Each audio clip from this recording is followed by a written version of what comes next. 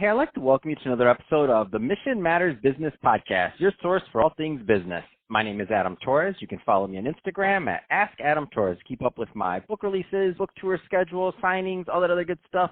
Always love to connect with you there. And as always, if you'd like to apply to become a co-author of one of my upcoming books, just head on over to the website, missionmatters.com, and click on Become an Author to apply. All right, so today I have Julian Leuthold on the line. He's founder and CEO over at GetGlobal. Julian, welcome to the show. Howdy. Thanks for having me. Oh, man. So I'm excited to get into this topic today. I know GetGlobal launched a couple months ago, the COVID Response Network. So I'm excited to get into that and how you're helping people. But before we do that, let's go a little bit further into what you're doing over at GetGlobal. Tell us a little bit more about the organization, please. Sure thing. Well, I got the idea for this back in 2010 when I was studying nuclear policy out in India and got cornered at a party one day. Some executives asked me, why do American companies come here and screw up so bad all the time? It was a strange question. It made me think about it a lot. I couldn't get it out of my head. And little by little, I started to understand that, companies, no matter where they are in the world, they screw up in places like Canada and Mexico and Russia, all over the place. China, it's legendary, right? Mm-hmm. And I started to think, if I'm an executive, where do I go for the best information about what's going on in foreign markets on a tactical level and a strategic level? How do I get things done on the ground in a way that's really understandable and sensitive to the country's dynamics? When you add up trading goods, trading services, and foreign direct investment, so that's all, cross-border mm-hmm. activity, it amounts for about a third of the global economy at $22 trillion. And that's grown faster than global GDP every year since World War II. So it just seemed like a really huge opportunity, and I decided to get into it. I also noticed that the best experts are never the ones that promote themselves the best. So they need a leg up so that folks can really find the best information, and that's what we've been doing since our first event in 2016 rather. And we've just been growing. Now we're the largest summit in North America focused on international expansion, strategy, and operations.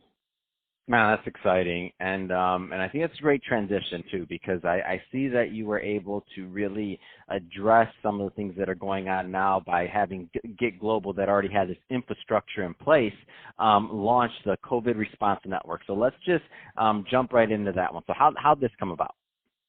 Sure thing. So, we were on our way to launching some really exciting initiatives when the virus struck, and it took me about 48 hours of shock to realize that things were going to be changing for a very long time. And I was on the phone with a friend, and she was like, Julian, stop clowning around. You've got the network of experts that everybody needs right now. This is not like a graphic design conference. You need to get in there and start kicking some butt and helping people out right now. And that's what we did. We just, we're starting out simple. It's a Slack group and a series of Zoom conferences throughout the week, but we'll be planning something bigger later on, and we can get into that in a little bit. But, we've just been dealing with things like, issues around reopening, how folks are marketing right now, government affairs, and it's the best of the best. Can't buy any better advice. Man, that's awesome. So let's get into it. Let's talk about some plans for the future and what you're doing. I know you've been live now, I believe, for a couple of months now. So tell us a little bit more about the experience so far. So far, I think it's really easy to get really senior executives and officials to come on and talk about things, and that's great. I think consumer behavior is coming around to making this much more natural. I'm sensing that people are getting a little bit zoomed out. And is that a term? I like that, zoomed out. Yeah, they're all zoomed out. So we got to think, where's all this going? How do we turn up the bass and really take this, what I believe is the advent of a new media category, to the next level? And so we'll be planning something in midsummer. We're putting that together right now. It's going to be huge. It'll feel like something between, television and the functionality of a conference. Wow, I never really thought about that. So you're right. This is a new media category, isn't it? Yes, it is. It's going to be like this for a while. So, folks are getting their act together. I'm surprised at how many have not gotten their act together. This crisis certainly did show us who's a leader and who's cosplaying. But yeah, no, it's only going to get better. The technology is going to have to be better. All the video conferencing companies are out there panicking and trying to innovate. So it's a matter of time. So what do you think is, as this grows, as your conference grows, and I know you said this is going to be kind of in summer, what do you think this looks like going forward? Events and yeah, events the events with GetGlobal. Events themselves. So I think that virtual is going to get a lot better at doing certain things that events have tried to do.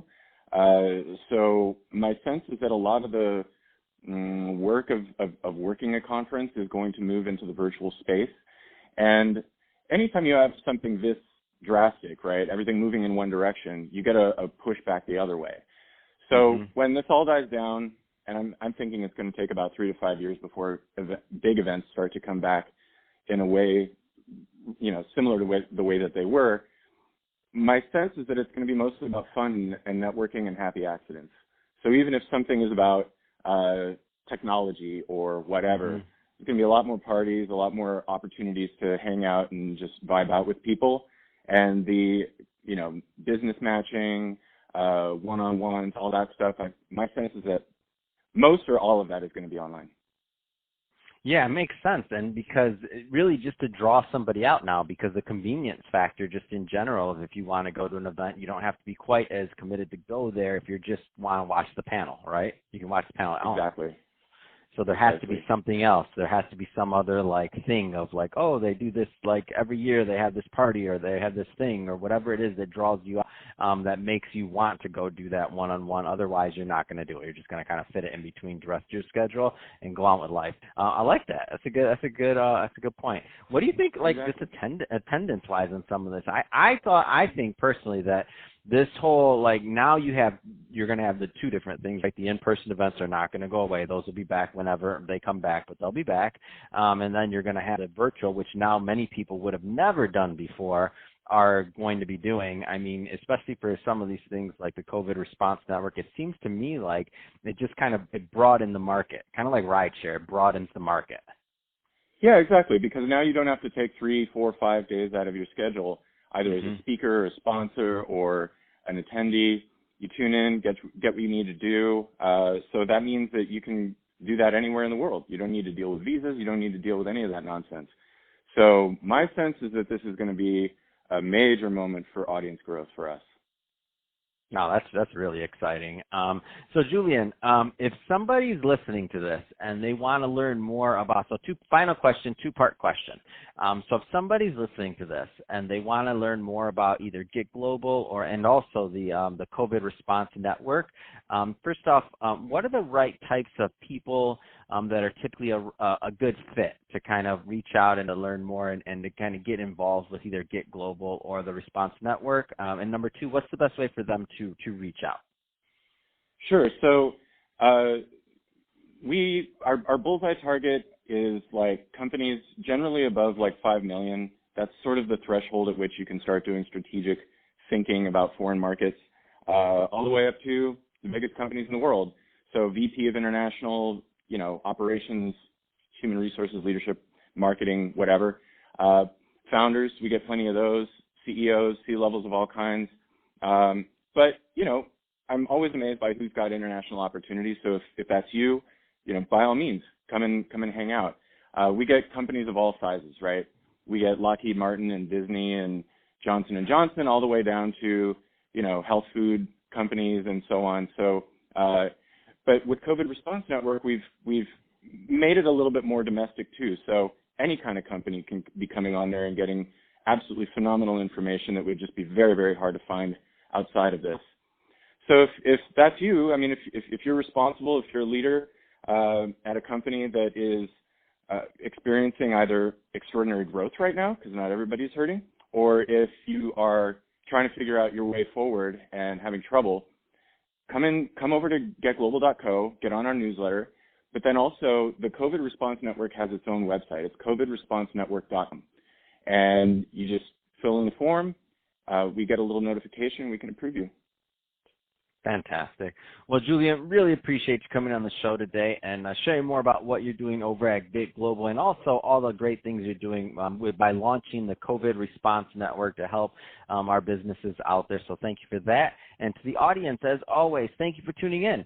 Hope you got a lot of value out of this. If you did, don't forget to subscribe to the podcast, leave me a review on the Apple iTunes Store, and if you're watching this on our YouTube channel, Mission Matters Business, definitely give us a subscribe there, but also leave us some comments on the video. I'd love to know what kind of projects and things that you're working on. And Julian, thanks again for coming on the show. Many thanks for having me, Adam.